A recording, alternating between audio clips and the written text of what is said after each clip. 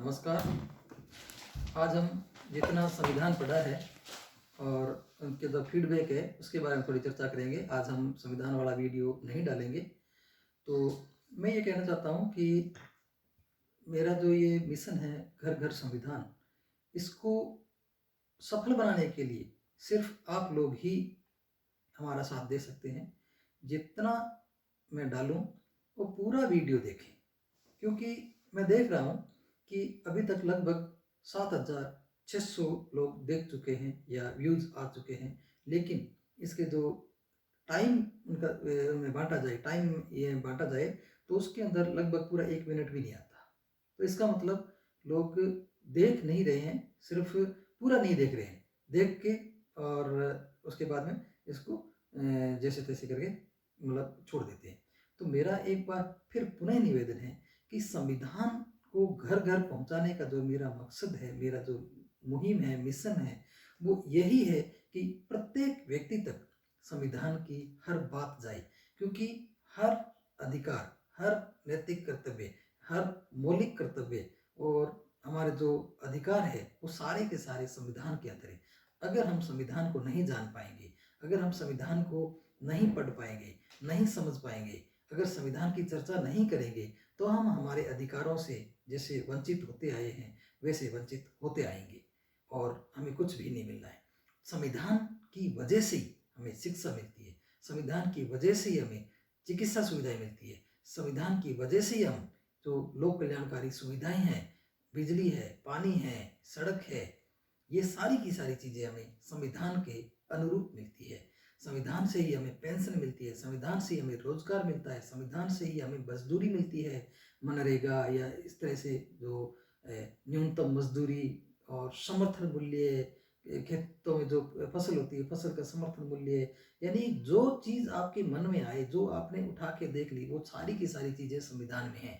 न्याय हमें संविधान से मिलता है और हमें जो पद है वो संविधान से मिलता है, हमें नौकरी उससे मिलती है, हमें चुनाव में जो हम एमएलए, एमपी और सरपंच वगैरह ये जीतते हैं, राष्ट्रपति बनते हैं, उपराष्ट्रपति बनते हैं, प्रधानमंत्री बनते हैं। एक बार आपने मोदी जी का भाषण सुना होगा कि हम भारत के संविधान की वजह से ही मैं आज इस पद पर हूँ। कितनी बड़ी बात कही उन्होंने।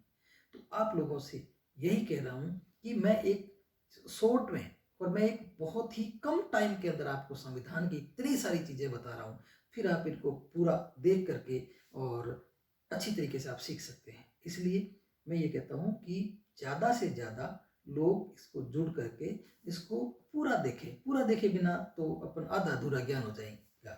इसलिए अगर हम पूरा नहीं ज्ञान प्राप्त होएगा तो संविधान के अंदर जो हमें जो खासियत है, खूबियाँ हैं, वो हम नहीं जान पाएंगे। और जो संविधान के जो विरोधी लोग होते हैं, बहुत सारे विरोध भी करने वाले हैं। क्यों विरोध करने वाले हैं हमें पता नहीं है, क्योंकि ये तो समता मूलक समाज की स्थापना करता है, सबके लिए बराबर का देता है और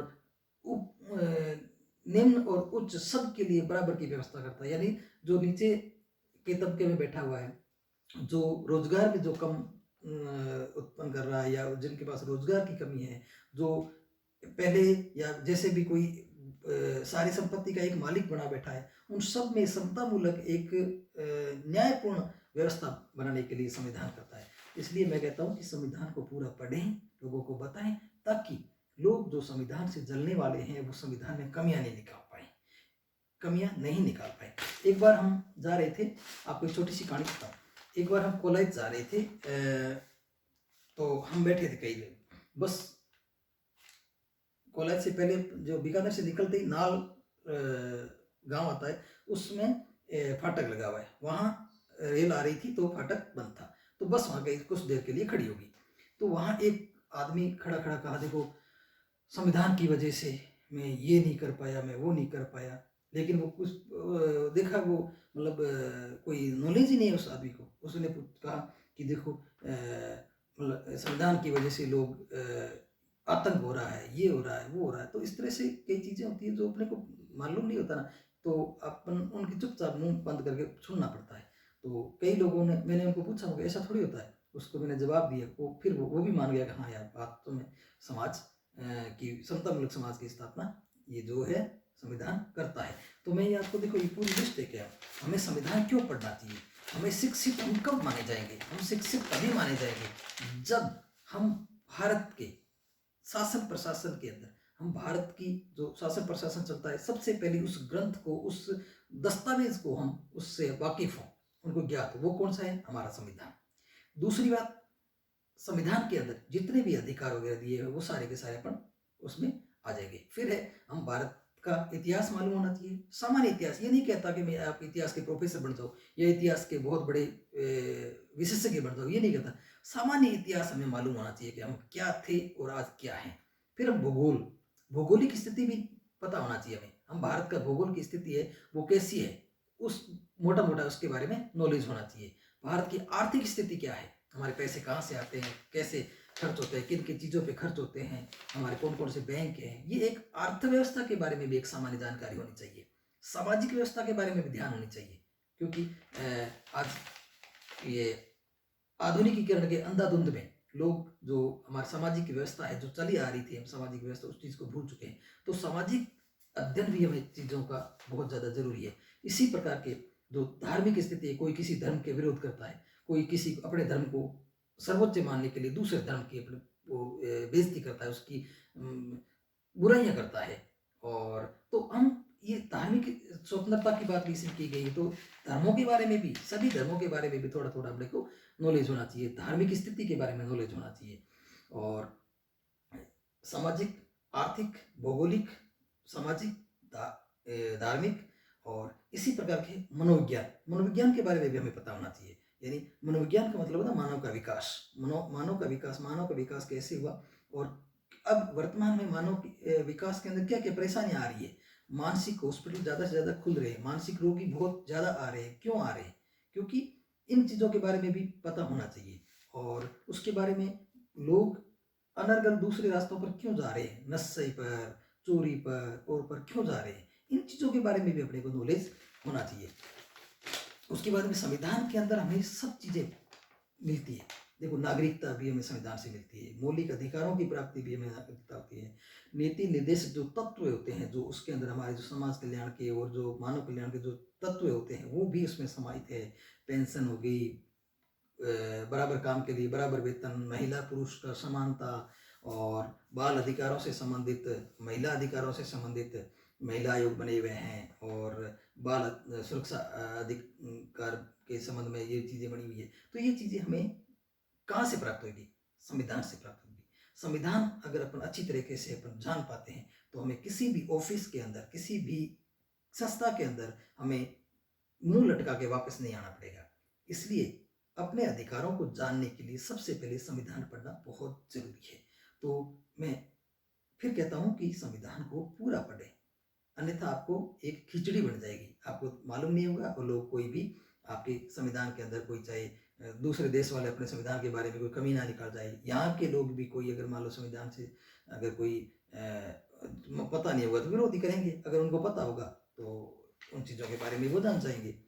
तो ये हो गया संविधान के बारे में मोटी मोटी बात। तो संविधान के बारे में एक हमारे दिल्ली में आईएएस को पढ़ाते हैं संजय सिंह जी, पब्लिक एड के बहुत बड़े ज्ञाता है, पब्लिक एड बहुत अच्छी तरीके से पढ़ाते हैं, पॉलिटी बहुत अच्छी तरीके से पढ़ाते हैं, संविधान को हिंदी और इंग्लिश दोनों लैंग्वेज के अंदर इतनी अच्छी तरीके से पढ़ाते हैं।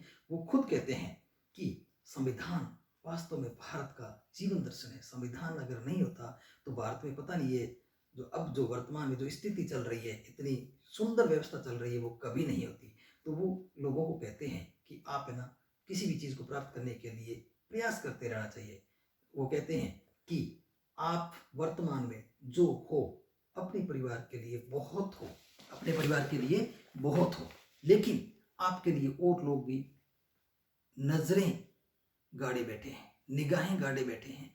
उन लोगों के कल्याण के लिए, यानी समाज के लिए, दूसरे लोगों के कल्याण के लिए आपको एक्स्ट्रा मेहनत करनी होगी। आपको जिस पद पे हो उस पद से अच्छा पद प्राप्त करने के लिए, या जिस मुकाम पे हो, चाहे वो बिजनेस में हो चाहे किसी में भी हो, उनको बहुत अच्छा लोगों का भला करने के लिए आपको और ज़्यादा प्रयास करने हैं। तो उस प्रयास के लिए हमें कभी हार नहीं माननी चाहिए। और दूसरा ये है कि आप कभी हौसला मत हारना। संविधान और किसी भी चीज़ में अगर मान लो आप हाथ डालते हो तो उसमें जी तोड़ मेहनत करनी चाहिए।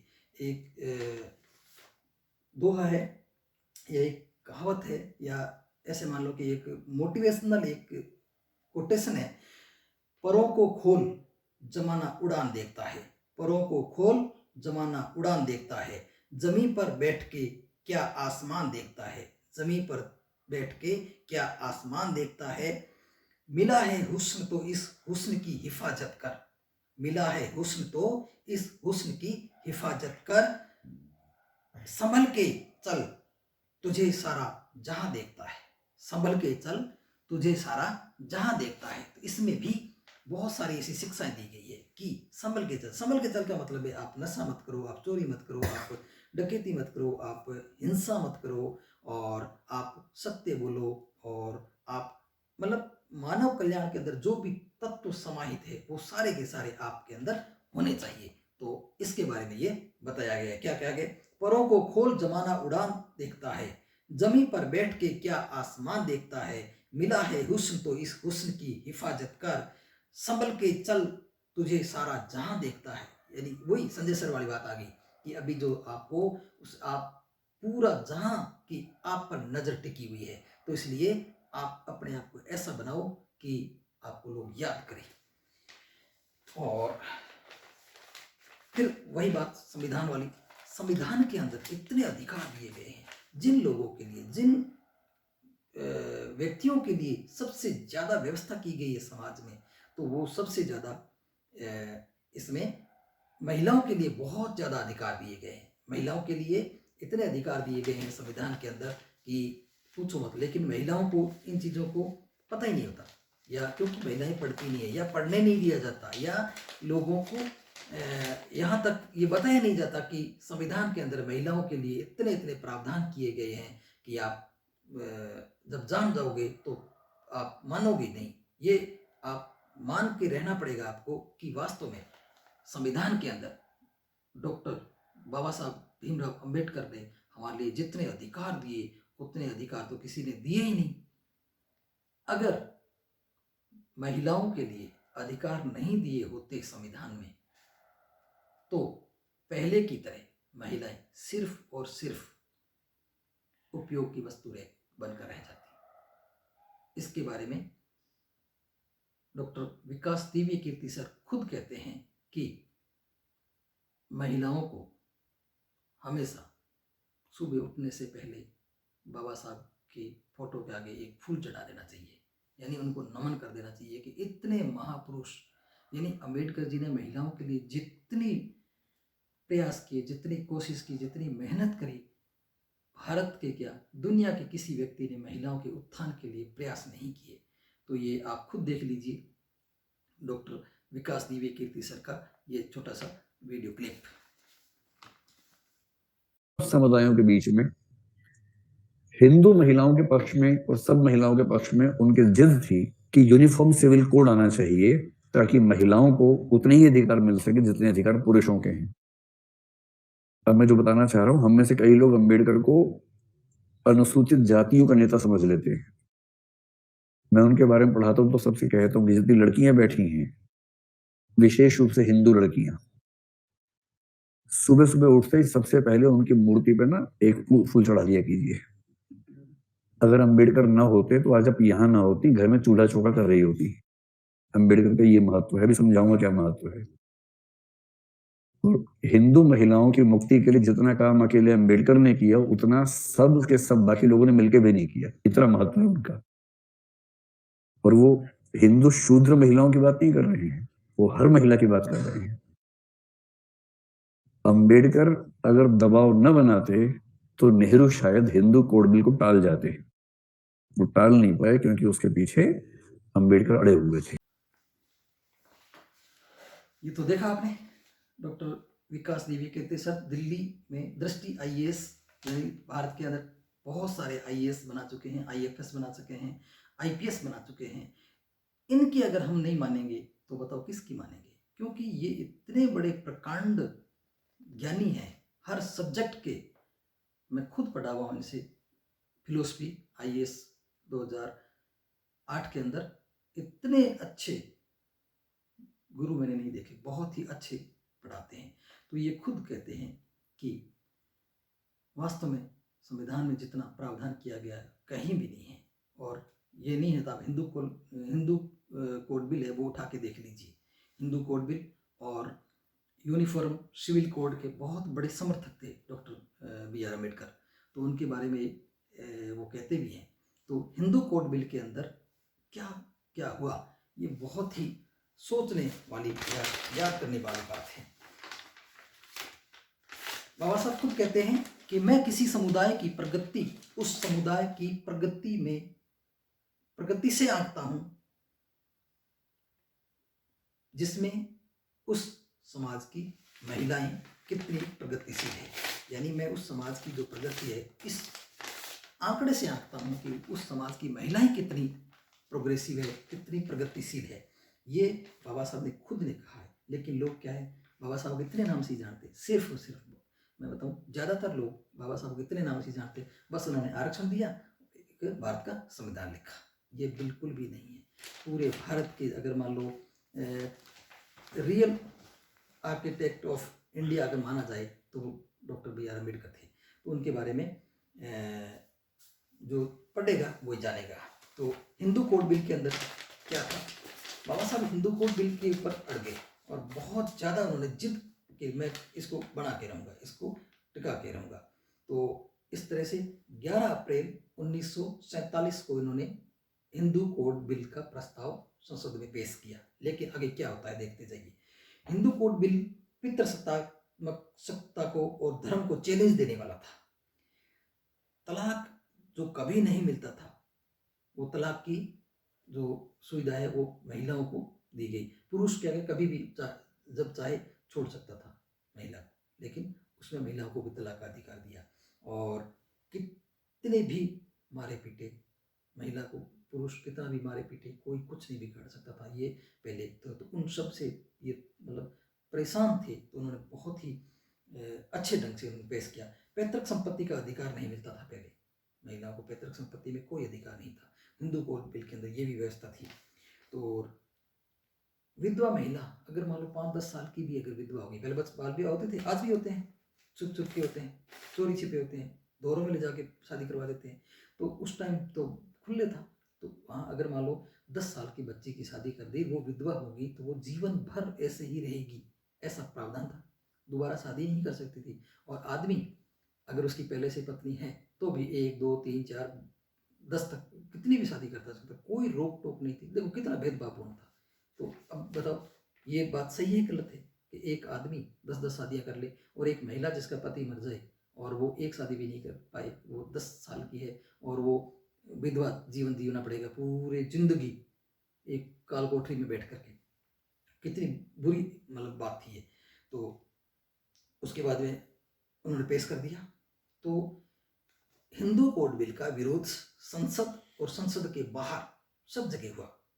संसद के अंदर कौन, इनके जो अध्यक्ष थे, संसद के जो अध्यक्ष थे, प्रथम अध्यक्ष जो थे, उन्होंने डॉक्टर राजेंद्र प्रसाद शर्मा, उन्होंने भी विरोध कर दिया कि नहीं, ये तो हमारी सारी विवाह प्रणाली को खत्म कर देगी, इस तरह से तो हम नहीं करने देंगे, इसमें विवाह प्रणाली को ही खत्म कर देंगे। तो ऐसे उन्होंने विरोध चालू कर दिया। फिर एक दूसरे और सदस्य थे श्यामा प्रसाद मुखर्जी, उन्होंने भी इस बिल का पुरजोर विरोध किया कि ये बिल एक किसी धर्म विशेष को निशाना बना करके किया जा रहा है, इसलिए हम कतई इसको पास नहीं होने देंगे। और लगातार इसमें बहस होती रही, फिर बहस पे बहस होती रही, लेकिन कोई भी इसको हाँ करने वाला नहीं था। संसद के बाहर भी लोगों ने विरोध किया। जैसे एक कृपाजी महाराज थे, कृपाजी महाराज ने तो इतनी गालियां निकाली बाबा साहब डॉक्टर अम्बेडकर को, ये तो नीच कुल का आदमी है, इसको क्या पता महिलाओं की सुरक्षा कैसे होती है, महिलाओं को अधिकार कैसे मिलते हैं, बहुत सारी गालियां निकाली इन्होंने, नीच कुल का तक का कहा कि महिला अधिकारों के बारे में इसको क्या पता। लेकिन लोग जो जानते हैं ना, वो सब जानते हैं कि संविधान सभा के अंदर बाबा साहब डॉक्टर भीमराव अम्बेडकर जितना पढ़ा लिखा कोई नहीं था। डॉक्टर BN सिन्हा जो संविधान सभा में नहीं थे, लेकिन सलाहकार थे, संविधान सलाहकार समिति के जो थे डॉक्टर BN राव, वो ठीक ठाक पढ़े लिखे थे। तो कई लोगों ने विरोध किया, जैसे हिंदू संगठन, बहुत सारे हिंदू संगठनों ने विरोध किया, आरएसएस ने विरोध किया और हिंदू महासभा ने भी विरोध किया, रैलियां निकाली, अम्बेडकर का पुतले जलाए। तो अंत में क्या है, उन्होंने ये हार करके इस्तीफा दे दिया कि अगर मैं कानून मंत्री होते हुए भी मेरी बहन बेटियों की सुरक्षा नहीं कर पाया तो मेरे को इस इतने बड़े केंद्रीय कानून मंत्री के पद पर रहने का कोई अधिकार नहीं। उन्होंने रोते हुए इस्तीफा दे दिया कि मैं महिलाओं और मेरी बहन बेटियों की अगर सुरक्षा नहीं कर सकता तो मुझे इस पद पर रहने का कोई अधिकार नहीं है। उन्होंने रोते हुए इस्तीफा दे दिया कि ये लो तुम्हारा इस्तीफा, मैं कानून मंत्री के पद से इस्तीफा दे रहा हूँ। तो इनका विरोध इतना नहीं किया, बहुत सारे उच्च कुल की महिलाओं ने भी विरोध किया। महिला की विरोधी होता है, ये तो आप आज भी देख लो, महिला की विरोधी होती है। पहले जो बाल हत्याएं होती थी, भ्रूण हत्याएं या बाल हत्याएं जो महिलाओं की होती है, उसमें महिलाएं सबसे ज़्यादा आगे होती थी। यानी बहू को सास साथ में लेकर के भ्रूण हत्या के लिए जाती थी, या फिर पुराने ज़माने में ऐसा होता था, छोटे बच्चों को अमल दे करके इस तरह से कोई मतलब नशे की चीज़ दे करके मार दिया जाता था। उसमें भी महिलाएं काम करती थी, पुरुष तो करते नहीं थे। तो ये चीज़ें भी होती थी। इन सब चीज़ों को इसने ख़त्म कर दिया इनमें। फिर इनके प्रयासों के चलते आगे, लेकिन यहाँ तक भी उन्होंने बाहर इस्तीफा दे दिया, लेकिन उनका इतना दबाव था, बाबा साहब डॉक्टर भीमराव अम्बेडकर, इतना दबाव था कि नेहरू जी ने, पंडित जवाहरलाल नेहरू जी ने अपनी अध्यक्षता में, पहले अध्यक्ष कौन थे, राजेंद्र प्रसाद जी, उसके बाद अपने अध्यक्षता में इन्होंने 1955 के अंदर हिंदू कोड बिल को पारित करके दिखाया और हिंदू कोड बिल पारित हो गया, लेकिन टुकड़ों में किया, जो एज इट इज नहीं था लेकिन टुकड़ों में पारित किया। तो इस तरह से हिंदू कोड बिल पारित हो गया। अब देखो हिंदू कोड बिल के अंदर क्या क्या मिलता है। हिंदू कोड बिल के अंदर महिलाओं को पैतृक संपत्ति में अधिकार मिला, विवाह संबंधित वो अधिकार मिले। और अब कहा जाए तो पहले देखो, किसी भी मस्जिद के अंदर कोई भी महिला मौलाना नहीं बन सकती थी, मौलाना नहीं बन, धर्म के आधार पर आज भी नहीं बनती। जिन धर्मों में धर्म जहाँ ताकतवर है वो वहाँ भी आज भी नहीं बन सकती। और मंदिर का पुजारी नहीं बन सकती, चर्च की पादरी नहीं बन सकती, और धर्म की धर्मगुरु नहीं बन सकती। लेकिन अब धीरे धीरे संविधान का इतना मजबूती से असर हो रहा है कि हिंदू महिलाएं धर्मगुरु तो बन रही हैं, जैसे जया कुमारी जी, और इस तरह से बहुत सारे, उमा भारती भी पहले साध्वी थी। तो इस तरह से हमेशा संविधान कभी किसी का विरोध नहीं करता, आप कुछ भी कर सकते हो, आप स्वतंत्र हो, मानव अधिकार के लिए आपकी इच्छा है वो कर सकते हो। तो गायक बन सकती है, डांसर बन सकती है, राष्ट्रपति बन सकती है, उपराष्ट्रपति बन सकती है, पीएम बन सकती है, सीएम बन सकती है, डीएम बन सकती है। आज महिला के लिए कुछ भी अधिकार जो है वो संविधान के अनुसार कोई भी पाबंदी नहीं है। किसी भी संविधान के अनुसार वो राज्यपाल बन सकती है, राष्ट्रपति बन सकती है, कुछ भी अपनी योग्यता अनुसार कुछ भी बन सकती है। तो अब देखो हिंदू कोड बिल कितना अच्छा था, लेकिन लोगों ने विरोध किया, तो उसका क्या कर सकते, विरोध करने वाला का कुछ नहीं कर सकते। तो मैं यही कहता हूँ कि महिलाओं को, सबसे ज़्यादा मैं महिलाओं को भी ये कहता हूँ कि संविधान पढ़ो, आप अपने अधिकारों के प्रति जागरूक होंगे और अच्छी तरीके से इसको आगे अपने आप के, अपने जीवन को, अपने जीवन दर्शन को आगे बढ़ा सकते हो। तो वैसे तो आज भी अगर आप आगे नहीं आएंगी, अगर आप संविधान को नहीं पढ़ेंगी, तो आपके तो देखो जो कुंठित जो पहले मानसिकता है लोगों की, और जो पुरातनवादी या फिर उन चीज़ों को मानने वाले लोग हैं, आज भी यही कहते हैं कि महिला को 5वीं या 8वीं से ज़्यादा पढ़ाई नहीं करनी चाहिए, क्योंकि उनको पता है अगर आगे होगी तो फिर अधिकारों की मांग करने लग जाएगी, अपने अधिकारों की लिए वो लड़ना सीख जाएगी। तो सभी लोग दबा के रखते हैं। आज संसद में भी देख लो, संसद में भी 30% आरक्षण नहीं ला रहे हो, 30% जो उनका प्रतिनिधित्व है महिलाओं के लिए वो नहीं ला रहे। अब देख लो महिला और पुरुष आपका कितना फेवर करता है, क्योंकि लेकिन संविधान के अंदर बहुत कुछ दिया हुआ है। संविधान के अंदर महिलाओं को कम से कम 30% प्रतिनिधित्व जरूरी है, तभी, क्योंकि डॉक्टर अम्बेडकर ने कहा है ना कि मैं उस समाज की प्रगति, उन महिलाओं की प्रगति से आंकता हूँ। यानी महिलाएं कितनी समृद्ध है, उतना ही उनका समाज और उनका देश समृद्ध है। तो इसी के लिए मैं कहता हूँ कि ज़्यादा से ज़्यादा लोग इसको समझें, पढ़ें और अपने अधिकारों के प्रति जागरूक हो जाएं। और अधिकारों के प्रति जागरूक हो जाओगे तो आप बहुत बड़ा अपना जो जीवन है उनको अच्छी तरीके से आप जी पाओगे और अच्छी तरीके से अपने देश के अंदर देश का विकास कर पाओगे, अपने राज्य का विकास कर पाओगे, अपने ज़िले का विकास कर पाओगे, अपने गांव का विकास कर पाओगे और अपने आप का, अपने खुद का विकास कर पाओगे।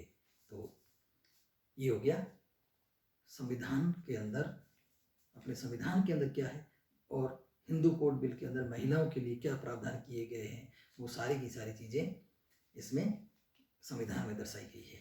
तो इसी के साथ मैं एक बार फिर कहता हूँ कि संविधान को पूरा पढ़ें, पूरा सुने। ये मेरा मकसद ये कतई नहीं है कि मेरे व्यू बढ़ जाएं या मेरे सब्सक्राइबर बढ़ जाएं या मेरे जो देखने के घंटे हैं वो बढ़ जाएं या फिर वो, लेकिन मैंने जो ये एक बहुत ही संवेदनशील मुद्दा है, अगर मैं मान लो ये कोई गाने, चुटकुले और मजाक वाली चीज़ें इस तरह से डाल देता तो मैं बताऊं कि इसमें लाइन लग जाती। एक मैंने छोटा सा वीडियो डाला है IAS दिलखुश मीणा और उनकी पत्नी मनीषा मीणा का, जो अपने शादी के अंदर डांस कर रहे हैं, छोटा सा वीडियो है, उसके अकेले के अंदर 2800 व्यूज आ गए। 2800 व्यूज में छोटा सा है, लेकिन उसमें क्या है, गाने हैं, बहुत अच्छा डांस करते हैं, मैं भी उनको पसंद करता हूँ, बहुत अच्छा डांस कर रहे हैं। लेकिन ये संविधान वाला मुद्दा जो गंभीर मुद्दा है, गंभीर मुद्दा इसलिए है कि जब तक आप संविधान को पढ़ोगे नहीं, जब तक आप संविधान को जानोगे नहीं, तो आप अधूरे हो, आपका जीवन अधूरा है। ये मान लीजिएगा आपका जीवन अधूरा है, क्योंकि आप अपने किस रास्ते से जी रहे हो, कौन सा रास्ता आप अपना रहे हो, इसमें आपको पता ही नहीं होगा। तो इसलिए मैं बार बार कहता हूँ कि संविधान को पूरा पढ़ें। सब्सक्राइब करने के लिए इसलिए कहता हूँ कि आपको ये संविधान जब तक कंप्लीट ना हो तब तक आपको हमेशा ये पहुँचता रहे, आपको पता लग जाएगा हाँ संविधान का अगला वीडियो आ गया है। दूसरा, पूरा देखने के लिए इसलिए कहता हूँ कि आपको समझ में आ जाए। मैं तो ये पढ़ा के छोड़ दूंगा, उसके बाद में हो सकता है आप पे जोश रहे ना रहे, हो सकता है मतलब आपको ये अच्छा, अभी मैं साथ में मैं भी हूँ, दूसरे लोग भी हैं, ताज़ा है, एकदम ताज़ी ताज़ी चीज़ अगर मान लो कोई अपन पढ़ लेते ना तो बहुत अच्छी तरीके से याद हो जाती है। पढ़ने वाले बच्चों को भी मैं कहता हूँ कि अभी ये मोटा मोटी मैं पढ़ा रहा हूँ, मैं जो पढ़ा रहा हूँ बहुत ही मोटा मोटा पढ़ा रहा हूँ, हर आदमी को समझ में आ जाएगा, क्योंकि संविधान एक ऐसी चीज़ है हर किसी के समझ में नहीं आती। हमने बहुत ही समय लगा करके, बहुत ही अच्छी तरीके से हमारे जो विशेषज्ञों से पढ़ करके, सब जगह से कोचिंग करके, सब जगह से पढ़ करके हमने इतनी कोचिंग कर ली। देखो जोधपुर कोचिंग कर ली अबेसर से, जयपुर में कोचिंग कर ली, दिल्ली में कोचिंग कर ली भवानी सिंह सर से। इन सब लोगों का निचोड़, और अभी 2013 के अंदर जोधपुर से डॉक्टर NL सोनी सर आए थे, उन्होंने वास्तव में हमें पढ़ना सिखाया। नहीं तो लोगों को किताबें पढ़नी नहीं आती, मैं बताऊँ मैं भी पढ़नी नहीं आती थी, कैसे पढ़ा जाए, रट्टा मारते जाते लेकिन समझ में नहीं आता। सच बताऊं कि मुझे मंत्रिमंडल और मंत्री परिषद के अंदर अंतर मालूम नहीं होता था। आज भी बहुत सारे स्टूडेंट है, उनको मैं गारंटी से कहता हूं कि जो अच्छी तरीके से नहीं पढ़ा है उनको इनके बारे में पता नहीं है। विधानसभा और विधानमंडल पता नहीं था क्या है, संसद, विधायिका, इनके बारे में मालूम। यानी ये छोटे छोटे वर्ड्स है, बहुत ही इजी तरीके, अब मैं कभी भी कैसे भी बता सकता हूँ, नींद में भी बता सकता हूँ, तो ये हर आदमी को याद नहीं होते। इसलिए मैं कहता हूँ जो संविधान को हल्के में लेने वाले लोग हैं, विद्यार्थी लोगों के लिए कहता हूँ हल्के में मत लो। इसमें इतने इतने टिपिकल शब्द है जो मैं एक चुटकियों में आपको बता दूंगा, इसलिए इसको पूरा देखें। पूरा देखोगे तो आगे वाले वीडियो आपको समझ में आएंगे। इसलिए फिर मैं सभी भारतवासियों को कहता हूँ कि संविधान हमारे भारत की आत्मा है, संविधान मानव जीवन की जीवन दर्शन है।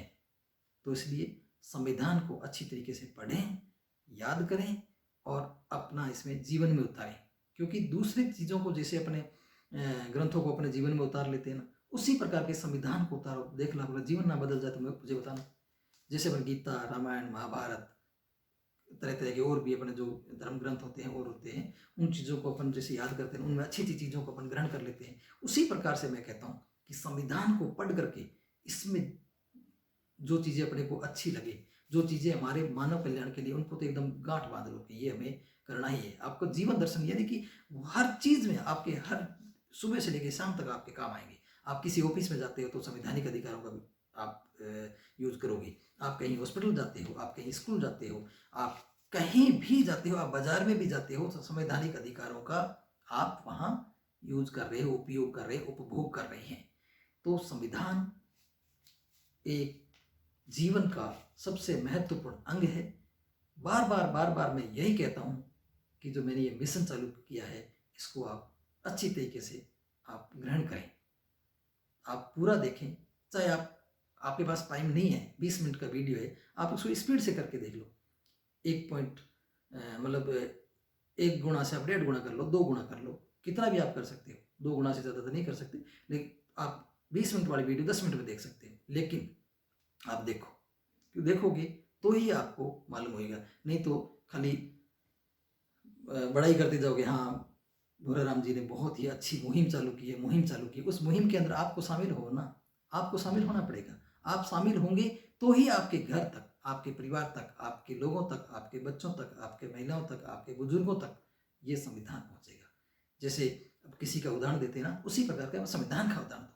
देखो, संविधान की वजह से आज सुप्रीम कोर्ट के अंदर ये फैसला हुआ, संविधान की वजह से उसको ये अधिकार मिला, संविधान की वजह से आज वहाँ ये हो गया, संविधान की वजह से आज वो एक IAS है, संविधान की वजह से आज वो PM है, संविधान की वजह से आज वो राष्ट्रपति है। इस तरह के अगर मान लो गुणगान होने लग जाएंगे ना, तो हमारे संविधान और हमारे जो सरकारें हैं, हमारे अधिकारों को और हमारे जो उनके जो नैतिक कर्तव्य हैं वो प्लस हमारे अधिकारों को देने में किसी भी प्रकार की कोताही नहीं बरतेगी, क्योंकि हमें अपने अधिकारों का पता ही नहीं है। हम तो कोई भी काम करते हैं तो कहते हैं हाँ वो सरकार ने किया, सरकार ने नहीं किया। सरकार संविधान पढ़ करके, संविधान से बाहर कुछ नहीं करती सरकार बस ये है कि जैसे जैसे लोग जागरूक हो रहे हैं तो संवैधानिक अधिकारों का थोड़ा थोड़ा करके हमें आगे हमें दे रही है कि ये आपके अधिकार हैं।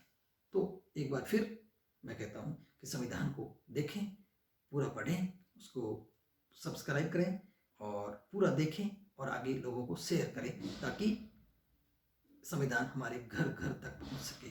एक बार फिर सारे के सारे लोग एक संकल्प लो कि घर घर संविधान, यही हमारा स्वाभिमान।